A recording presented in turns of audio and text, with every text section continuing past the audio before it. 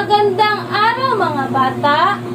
Magandang araw, teacher. Maaari bang tumayo muna para sa ating panalangin? Sige, tumayo. Dimitris Mark, maaari bang anuhin mo ang panalangin? Pangalan ng Ama. Our Father, Who art in heaven, hallowed be thy name, thy kingdom come, on earth as it is in heaven. Give us this day our daily bread, and forgive us our trespasses, as we forgive those who trespass against us. And lead us not into temptation, but deliver us from evil. In the name of the Father, the Son. Magsiupo. Yumi, Siupo. Tikijon. Kamusta mga bata? Okay lang. Kamusta ang naging araw niyo ngayon? Okay lang. Magaling! At natutuwa naman ako dahil kayo ay kompleto sa klase. Maaari bang bigyan ng 5 palakpak ang sarili? 1, 2, 3, 4, 5. Okay. Bago natin simulan ang ating tatalakayin ngayon, maaari ba muna tayong tumayo? So mga bata, maaari ba munang tumayo? Yes, teacher. Eh, tatayo dahil tayo ay kakanta ng I'm the Map. Ang gusto kong mangyari ay dapat kayong kumanta lamang ng I'm the Map. Okay, tumayo na lahat mga bata. 1, 2, 3, go! It's the place you gotta go. I'm the one you need to know. I'm the Map. I'm the Map. I'm the map. It's the place you gotta get. I can get you there, I bet. I'm the map. Go sing! I'm the Map. Sing! I'm the map. I'm the map. I'm the map. I'm the map. I'm the map. I'm the map. I'm the map. I'm the map. Ano ang kinanta nyo? And the map. Tama, magsiupo na ang lahat. Yes. Ngayon, sisimulan na natin ang ating tatalakayin ngayon. Tignan ninyo ang larawan. Sino siya? Oh, ano ang pangalan niya? Dora. Dora, tama. Sino dito ang nanonood? Pinapanood si Dora sa TV. Ito si Map. Sino dito ang pinapanood si Dora sa TV? Magtaas ng kamay. Tama. Ano ba ang ginagawa ni Dora sa TV nung pinapanood niyo siya? Adventure. Adventure? Ano pa? Nagtabang-tabang. Tama. Pumupunta siya sa iba't ibang lugar. Ano ang gamit niya? At Map. sino? Oh, tama. Palakpakan si Yani. Ang ginamit niya para makapunta sa iba't ibang lugar ay ang Map. Map. mapa. Yan ang tumulong kay Dora. Sino nga ito? Map. Ano ang pangalan niya? Map. Si I'm the Map. I'm the map. Tama. Kaangkulista. Ano ito? Map. Map. Map. Yan ang loob ng mapa. Basahin? Mapa. Mapa. Sino dito ang nakagamit na ng mapa? Google Map. Tama. Ano ang ginawa mo sa Google Map? Nagsuroy-suroy. Nagsuroy-suroy. Nagtanaw. Ano ang tinignan niyo sa mapa? Lami tayo. Na Tanaw. Nagtanaw. mga Lugar. lugar, tama, at mga Lugar. tama. Yan ay isang mapa. Para mas malinaw, para mas maging malawak ang inyong kalaman sa mapa, maaari bang ito ang kahulugan ng mapa? Pakibasa? Ang mapa? Ang mapa ay isang larawang kumakatawan sa kinalalagyan ng mga bagay o lugar. Ipinapakita rito ang anyong mga bagay o lugar. Sa sinabi dito, kinalalagyan ng mga bagay o lugar. DM. Kung tanungin mama na pumunta, nahanapin mo kung saan niya nilagay ang kanyang wallet. Saan mo ito kukunin? Sa bus. Saan nakalugar ang bag? Sa likod sa bahay. Tama! Yan ay isang halimbawa ng destinasyon ng lugar. Oh. Ano ang nakikita ninyo sa larawan? Balay! Balay! Tama! Yan ay isang bahay. Bahay. Ayan ang bahay Bata. ni Ana. Siya si Ana. Bata. Mag-say hi kayo kay Ana. Hi, Ana. Yan ang bahay ni Ana. Napakagandang bahay ni Ana. Ngayon, gustong ipakita ni Ana ang mapa. Gamit ang mapa, ipapakita ni Ana ang mapa ng loob ng kanyang bahay. Tignan mabuti ang bahay. Ano ang mga nasa babang parte ng bahay ni Ana? Living room. Living room. Ano pa? Ano ito? Dining room. Dining area or hapagkainan. Ito, ano ito? Portahan. Yan. Sa, sa taas na bahagi naman ng bahay ni Ana. Ano CR. Ano ito? CR. Ano ito? Bedroom. Ito? Yan ang hagdanan papunta dito. Ano nga itong pinakita kong larawan sa inyo? Yan ay isang halimbawa Tapos, ng loob ng bahay ni Ana. Ana. Tama. Yan ang mapa ng loob. Tinuuna na pangalan. Yes. Tinuuna na bata. Yan. Ano ang mga nakikita niyo? Ito, ano ito? Mall. Mall. Ito? Mga Mga bahay. Ito naman. palengke. Ito. School. Hospital. Ito. Beach. Dukan or beach. Ito. Balay. Tindahan. So, yan ay kung pinakita ko sa inyo mapa na Sa everywhere. ng Ladadong ni labas ng Balay. ni Ana. Kaninang picture na pinakita ko sa inyo, ano iyon? Yun ang mapa ng Map. map ng Balay. ni Yana. yan yun yung mapa sa loob ng tahanan ni Ana. Ito naman ay ang mapa ng Ana. Sa balay. Sa Sa- everywhere.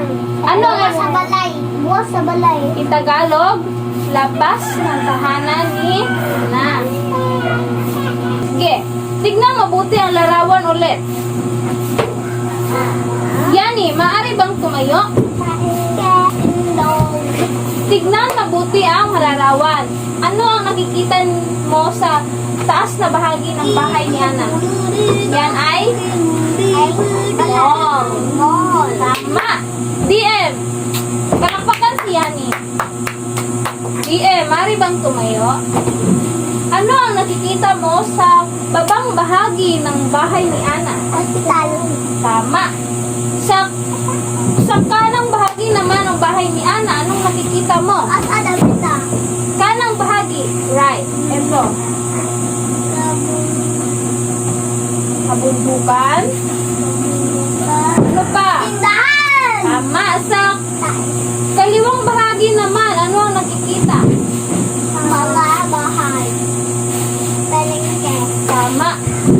Ngayon, sa labas ng inyong bahay, ano ang mga nakikita ninyo? Mga balay. Mga balay. Ano pa? Tindahan. Tindahan. Ano pa? Mga gadun. Ano?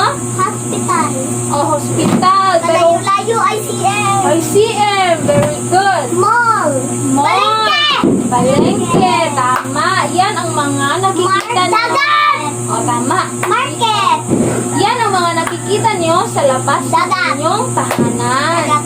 Ngayon ay magkakaroon kayo ng pangkatang gawain. Ang pangkat isa ay si Yani. Ang pangkat dalawa ay si PM. Yani, pangkat isa. Ikaw ay gagawa ng mapa sa loob ng inyong bahay. Saray na. Kagaya ng ipinakita ni Ana sa loob ng kanyang tahanan. Gagayahin mo iyon. Pangkat 2, kayo ay gagawa ng mapa sa labas ng inyong Ay. balay. Mga bata, tapos na ba kayong gumawa? Opo na. Okay. Maaari nyo ba itong ipasa sa akin?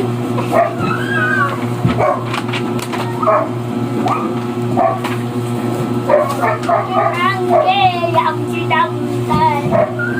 Ngayon, pangkat 1, ano ang ginawa ninyo? Nagduwa. Gumawa kayo ng mapa sa loob ng inyong Balay. tahanan. Pangkat 2, ano ang inyong ginawa? Duwa. Gama sa mapa. Ng Sa gawas sa balay ug sa sumod sa balay. tama. Pangkat 1, Yan. ano ang mga nasa loob ng inyong tahanan? Una ay Likod. likod ng bahay. Ano pa? Sud sa bahay. Ano itong nandito? Higdaan. Yan. Ano pa? Sala. Sala. Ano pa? Tingluran. Ha? Tingluran. Ano yung nasa baba? CR. CR. Ano pa? Dining table. Tama. Sa paggawa ng mapa ninyo sa loob ng bahay, importante ba ito? Bakit? Kaya bisan basta di ka kabaw kanang basta malimutan nimo asa dapita ay katong place iganahan nimo itong dapita sa mong balay kay di na kakaibaw tas kanang di ka katai. Tama. Yun ay ang CR para malaman nyo ang paggawa ng mapa sa loob ng bahay ay importante para malaman nyo ang bagay o lugar kung nasan ito. Duwan. Ang destination nito. Palakpakan ang pangkat 1 dahil sa kanilang ginawang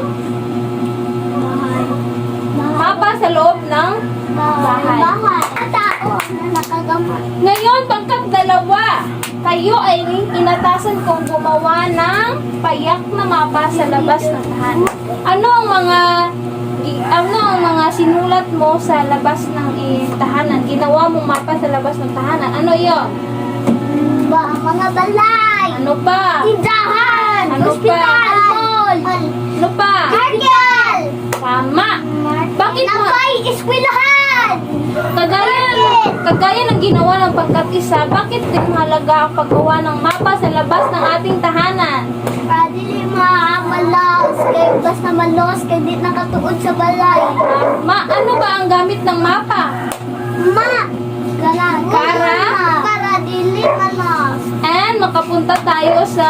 Paborito doon! At dahil sa mapang ginawa, ay mapapadali nating mahanap o mapuntahan ang lugar na gusto nating puntahan. Kagaya ng kung kayo ay aalis at hindi nyo alam ang kung saan kayo pupunta, anong gagamitin nyo? Map! Google Map! Google Map or mapa. Dahil doon, kung gumamit kayo ng mapa, ano ang nangyari? Makakaibaw na sa kampong. At hindi pa kayo nawala at nakapunta pa kayo ng mabilis at maaga. Napagkahusay ng pangkat 2. Bigyan ng maraming palakpak ang pangkat 2. Ngayon, tapos na kayo sa pangkatang gawain. Ngayon naman ay meron kayong individual na gawain. Mari bang kumuha ng papel? Papel. Itong papel. Bibigyan ko kayo ng sarili niyong papel. Ngayon, ay pangkatang gawain ang yung ginawa kanina. Ngayon naman ay magkakaroon kayo ng individual na gawain. Yan. Sa isang long bond paper, kayo ay gagawa ng payak na mapa sa loob at labas ng inyong tahanan. Ngayon, kukuha kayo ng inyong mga lapis at Crayola para gumawa kayo ng mapa sa loob ng inyong bahay at ang labas ng inyong bahay. Kanina, pangkat isa ay ginawa nyo ay ang mapa ng loob ng bahay. Pangkat dalawa ay ginawa nyo ang labas ng bahay. Ngayon naman, sa individual nyong gawain, kayo ay gagawa ng mapa sa loob at labas ng inyong tahanan. Tapos na po. Okay, very good. Tapos na po. Very good. Bibidudu. Ngayon ay meron ako ditong papel. Ang nakapaloob sa papel ay ito. Ang gagawin nyo lamang is lalagyan nyo ng check kung ito ay matatagpuan sa labas ng inyong tahanan. X kung hindi. For example, ang mall. Check or X. Check. Bakit? Ay, galing ganahan mo. Yan, dahil yan ay nagpakaloob sa inyong tahanan, ay sa labas ng inyong tahanan. Maliwanag ba ang aking sinabi? Yes, teacher. So ngayon, doon lamang nagtatapos ang ating tatalakayin ngayon. Maaari bang tumayo muna para sa panalangin? Tindog yan! Father, Son, Amen.